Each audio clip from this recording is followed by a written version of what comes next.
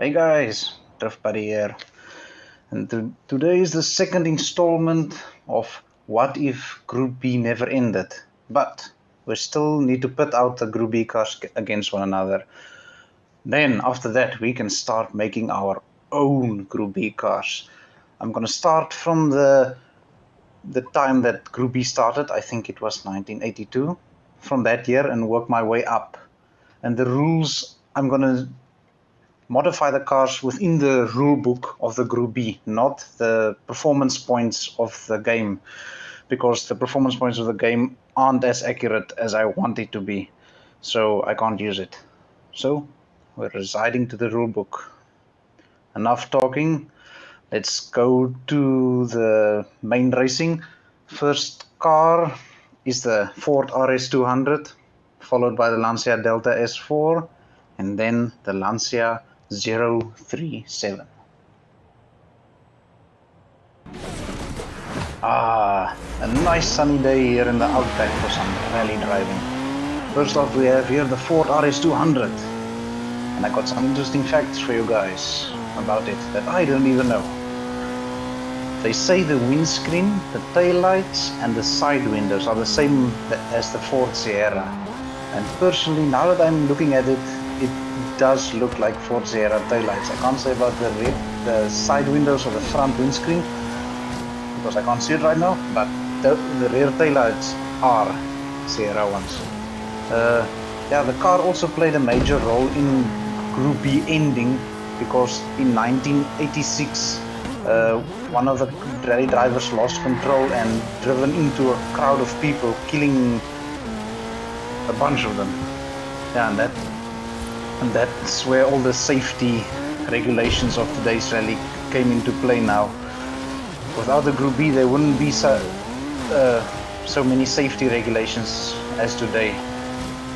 Yeah, there were some teams that were completely stupid, making roll cages out of aluminium just to save weight. It looked safe. There was a lot of piping inside of the car, but aluminium isn't quite known to keep its form quite well. Yeah, so let's see here how this car handles the jumps. You can see this thing is purpose-built Group B car. The other cars were more or less manufacturer or normal cars made to drive in the Group B. The Ford RS200 was specifically made for the Group B, and then later on they just took almost like the Group B car and made a production car out of it. It's like the other cars, the production car was first, and then the Group B car came into production. It was my cleanest run in 3 runs, and still it wasn't the cleanest. But this car is, strange enough, has very long gear ratios for a rally car. As you can see, it's almost at 220 and 4th gear. I'm not redlining it all the way, guys. It's as if it's running out of boost at the higher RPM, so it doesn't actually help by keeping it there.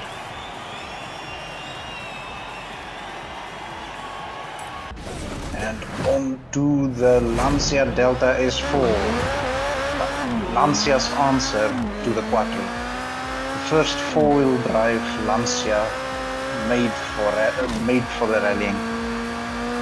Lancia and Fiat and Ferrari was, or still today, almost like a sister companies of one another. And when the 037 was dominated by the Quattro, Lancia needed a plan to dominate the rally again.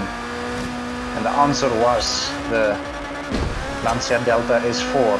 They went to the F1 mechanics and told them what they want out of the engine, and they built this 4-cylinders twin-charged engine that could rev to 10,000 RPMs if it had to.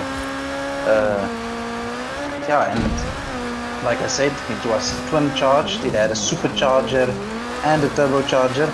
That's because in those days anti-lag was not yet invented, and the body of the car, or when the first testing was on the Lancia Delta S4 concept, they saw that the chassis was almost a little bit too brittle for the excessive rallying use. They saw some hairline fractures in the chassis, and yeah, so they reinforced the chassis, but that wasn't the end of it. During rallying, most of the tech or the Lancia Delta team reported that they had to almost rebuild the car after every stage. And the Lancia 037 and Delta was the only rally cars that didn't have a rear bumper. When you open both the clamshell rear ends, the first thing you meet is the engine. So in a rear end collision, that's not something you would want, because then the engine can go into the cabin, actually, because there's nothing prohibiting the engine being hit from something. Yeah, it had the two scoops on the side. It had two intercoolers, one for the supercharger and one for the turbo. I personally thought one is for the intake and one is for the intercooler. I didn't even know it had two intercoolers. Yeah, and because of the chassis, I think it might be of maybe some flexing or something like that, or the composite materials used on the chassis. The throttles sometimes got stuck wide open, which isn't what you want in a 500 horsepower rally car. Now the 037. The first Lancia to compete in the Group B. It was based on the Lancia Beta, which is quite a rust bucket. I wonder if there actually was, or if there were some of these cars that had rust problems in the Group B. We will never know. Yeah, and I don't know if you can see it on the game, but actually there should be two bulges on the roof of the car, for more headroom for the driver and the co-driver, because it was quite cramped at first tested, when they first tested it. And this was also the first rally car to introduce water injection. I thought that sort of technology came from the 90s or the early 2000s. I was quite impressed when I saw that. What was also interesting is that it used its blower valve to vent the air into the transmission cooler, which I think should be implemented more these days. More and more cars are using turbos and I don't think superchargers, but turbos, and I don't think they are using the blow-off valves air for anything.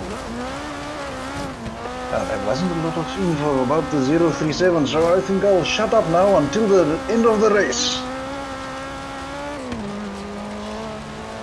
Let's see how it does over the jumps. Quite controlled. Oh, minor jump there. The car handles extremely well on the tar, and then it's laid down on the dirt. That's why on more tar-based rallies like the German rally and the Monaco rally, the Lancia 037 was actually a top contender for first, while when it's Rally Portugal and Rally Greece and Australia, yeah, the cars struggle to keep up with the four-wheel drive competition. Yeah, so let's see how it does on the last straight. 120, 140, 60, 80, 200, 220, speed, and across the line. And let's go to the timetable. And we have a new leader on the board, the Lancia Delta S4 with a 2 minute 27.362. Then in second, the Ford RS200, 2 minutes 29.129. And then in fourth place, the Lancia 037 in a 2 minutes 34.062. Yeah, the Quattro is staying up there. It's still in the podium, but will it stay there? That question shall be answered in the next episode. See you guys then. Goodbye.